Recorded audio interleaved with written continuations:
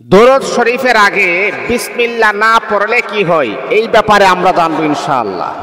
দেখুন, হাদিসের ভিতরে আমরা পড়েছি যেই কোনো ভালো কাজ যখন আপনি শুরু করবেন, এই ভালো কাজটা শুরু করার আগে যখন আপনি বিসমিল্লাহ পড়বেন, সেই কাজের ভিতরে আল্লাহ পাক রব্বুল আলামিন বরকত আর রহমত আমার আল্লাহ নাজিল করে দিবেন।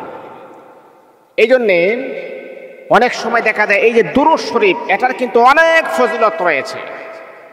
দুরূদের আমলটা হচ্ছে আল্লাহ পাক রব্বুল আলামিন বলেন, এই যে তোমাদের উপরে নামাজ ফরজ, আমি আল্লাহ কিন্তু নামাজ পড়ি না।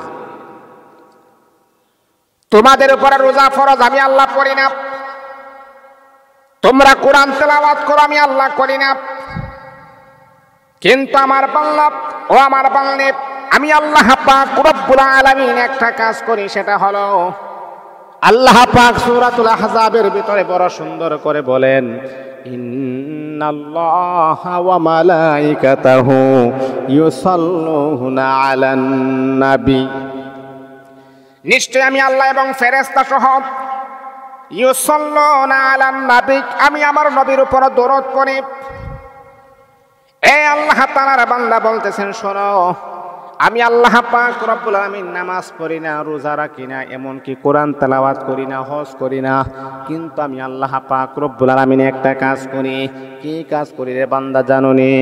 আমি এবং আমার ফেরেশতা সহ তাদেরকে নিয়ে আমি আল্লাহ পাক রব্বুল আলামিন আমার হাবিব মুহাম্মদ সাল্লাল্লাহু আলাইহি ওয়াসাল্লামের উপরে দরুদ পড়ি।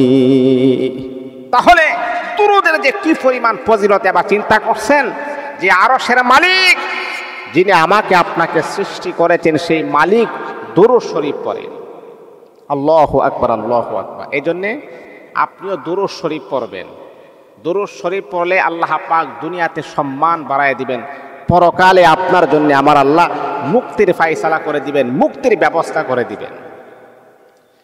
মান সাল্লা আলাইয়া ওয়াহিদাতান সাল্লাল্লাহু আলাইহি আশারা, নবী আমার বড় সুন্দর করে বলেন, যদি আল্লাহ তাআলার কোন মুমিন বান্দা বান্দি একবার দরুদ শরীফ পাঠ করবে, তার আমল নামার ভিতরে 10টা নেক লেখ জমা হয়ে যায়, 10টা গুনাহ মাফ হয়ে যায়, 10টা নেকি জমা হয়, এমনকি আমার আল্লাহ 10 গুণ সম্মান মর্যাদা বৃদ্ধি করে দেন।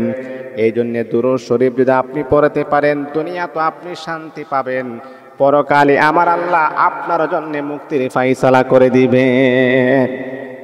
এই জন্যে দরুদ শরীফের কোনো বিকল্প নাই, দরুদ শরীফ বেশি বেশি করে পড়তে হবে। তারপরে হচ্ছে আমরা যে কথায় চলে আসছি, সেটা হচ্ছে বিসমিল্লাহ ছাড়া কি দরুদ শরীফ পড়া যাবে না?